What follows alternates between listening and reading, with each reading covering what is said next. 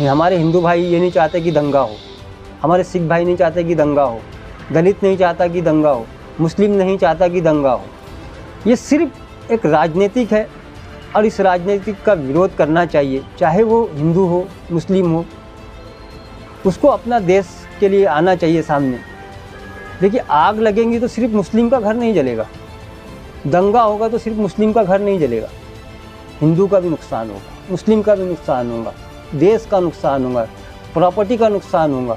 आज हम आर्थिक तंगी से गुजर रहे हैं, आज महंगाई के दौर में गुजर रहे हैं। आज हमारे दंगे अगर होते हैं तो हम कहाँ जाएंगे, हमारा देश कहाँ जाएगा। आज श्रीलंका जो बर्बाद हो चुका है, हम उसके भी नीचे आ जाएंगे। अगर ये दंगे नहीं रुके, अगर ये नफ़रतें नहीं रुकी, तो हम हिंदुस्तान को, अपने भारत को उस मकाम पे नहीं पहुंचाएंगे। मैंने बहुत खुश हुआ था जब मोदी जी ने नारा दिया था कि हम हिंदुस्तान को विश्व गुरु बनाएंगे।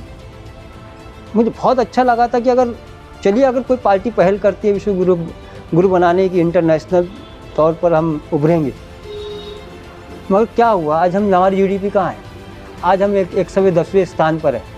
आज हमें हटा दिया कि हमारा जो टेक था विकासशील देशों का, वो हमारा टेक हटा दिया गया है। हम 110वें नंबर पे पायदान पे खड़े हो गए आकर। तो हम कहाँ जा रहे हैं? हिंदू मुस्लिम आज हम 8 सालों से हिंदू मुस्लिम सुन रहे हैं।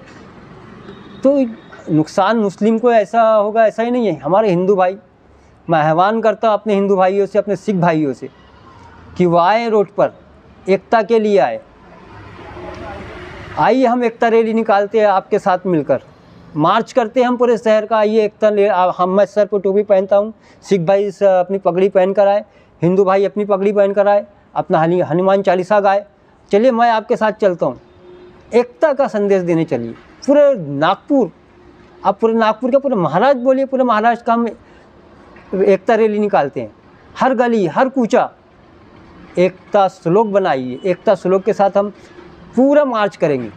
आइए हमारे साथ। हम देखते हैं सर कि काफ़ी हमारे सिख भाई, ईसाई भाई, हिंदू भाई इन दंगाइयों के विरोध में बोलते हैं, कमेंट करते हैं, लेकिन फिर ये वो लोग जो दंगों के पक्ष में होते हैं, मुसलमानों के विरोध में बोलते हैं, ये लोग कौन हैं?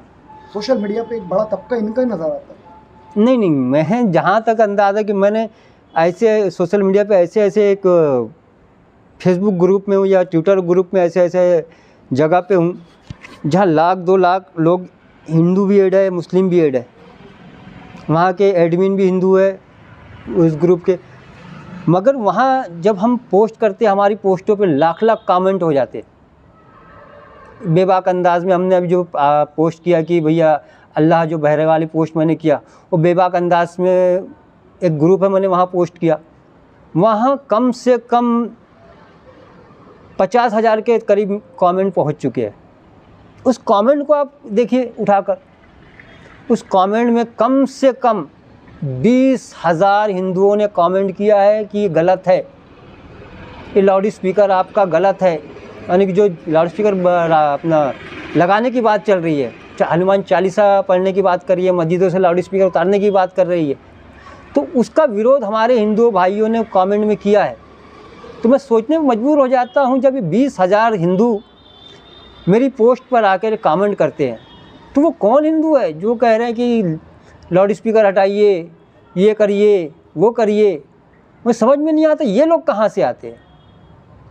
अगर किसी की पोस्ट पे 20,000 हिंदू आकर ये कह रहे हैं कि भाई आप सही हो, लाउड स्पीकर नहीं उतरेगा, हम आपके साथ हो, लेकिन वही लोग अगर सोशल मीडिया से हटकर रोड पर आ जाए, उसका विरोध करे, जिस तरीके से माननीय अध्यक्ष राज ठाकरे साहब ने आह्वान किया 3 मई का, उसका विरोध आप फेसबुक से हटकर, ट्विटर से हटकर आइए रोड पर करते हैं कि माननीय अध्यक्ष राज ठाकरे साहब आप गलत हो। और मैं बहुत खुश हूँ कि इस राज ठाकरे साहब ने जो बयान दिया, उसके विरोध में कम से कम 50 वीडियो मैं दलितों के दिखा सकता हूँ, 10 वीडियो हमारे सिख भाइयों के दिखा सकता हूँ कि जिन्होंने कहा है कि राज ठाकरे साहब आप ये कदम उठाने से पहले सोच लीजिए कि हम भी इसका विरोध करेंगे।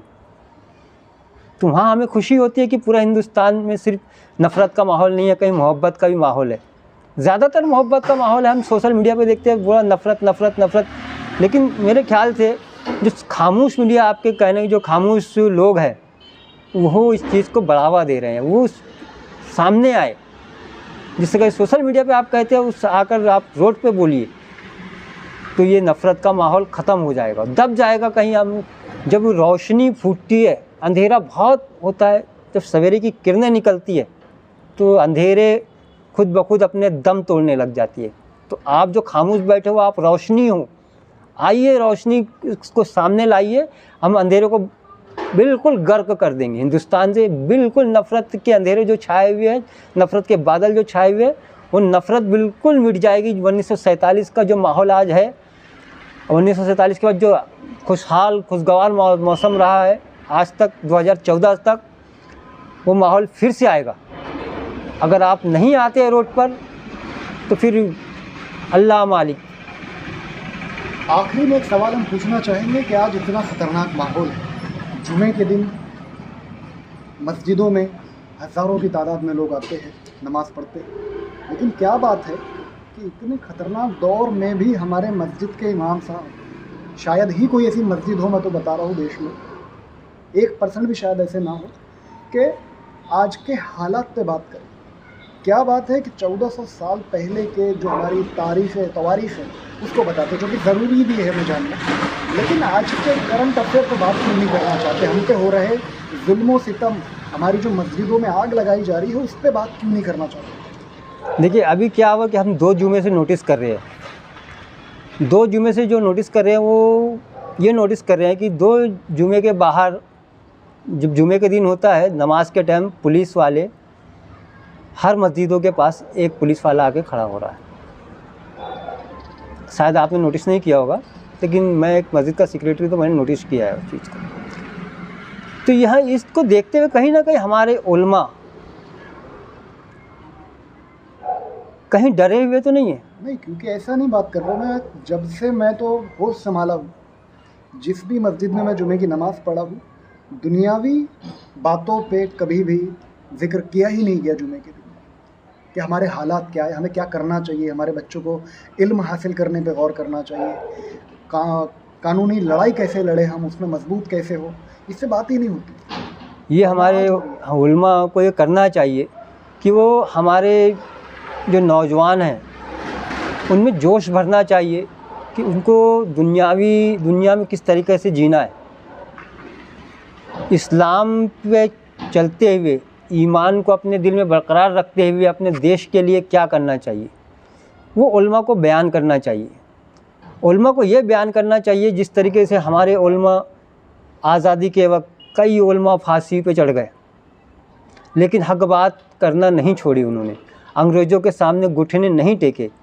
आज इन्हीं उलमा को, आज के उलमा को चाहिए कि इन फांसीवाद के ख़िलाफ़ एकजुट होकर देवबंदी सुन्नी का मसला बलाए ताक रखकर सामने आए और अपने नौजवानों को ये दर्स दे कि हमें संविधान के दायरे में रहते हुए इस मुल्क की तरक्की कैसे करना है, अपनी खुद की तरक्की कैसे करना है, इन फांसीवाद का जवाब कैसे देना है, ये हमारे उलमा को बयान करना चाहिए।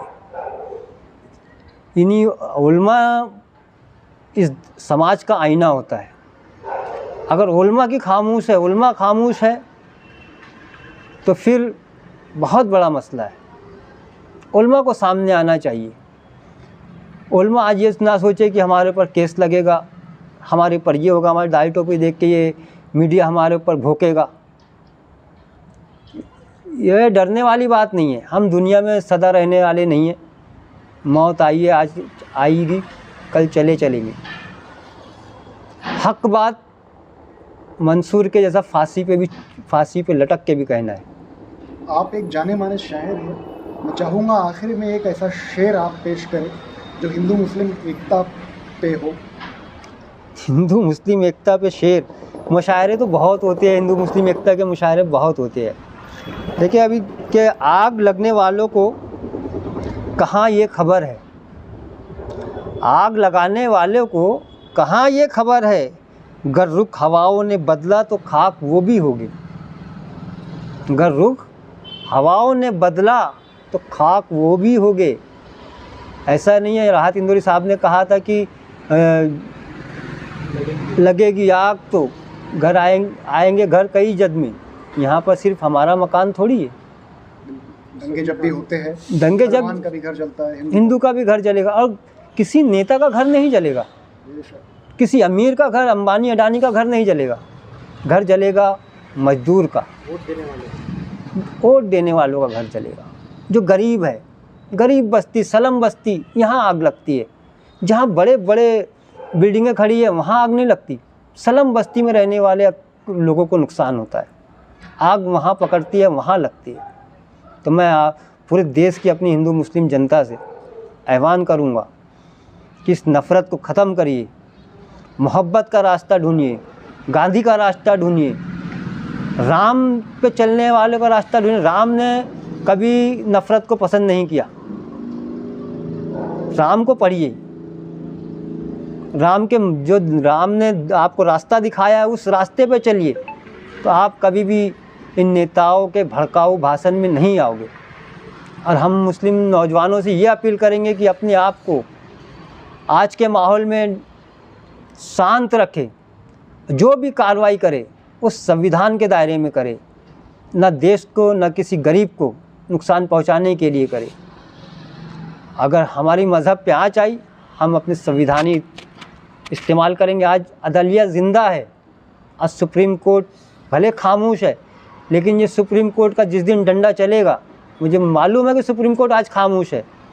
सुप्रीम कोर्ट आज कोर्टों को इन मामले पे खुद FIR करके खुद कार्रवाई करना चाहिए, लेकिन एक दिन आएगा कि सुप्रीम कोर्ट इन पे एक्शन लेगा।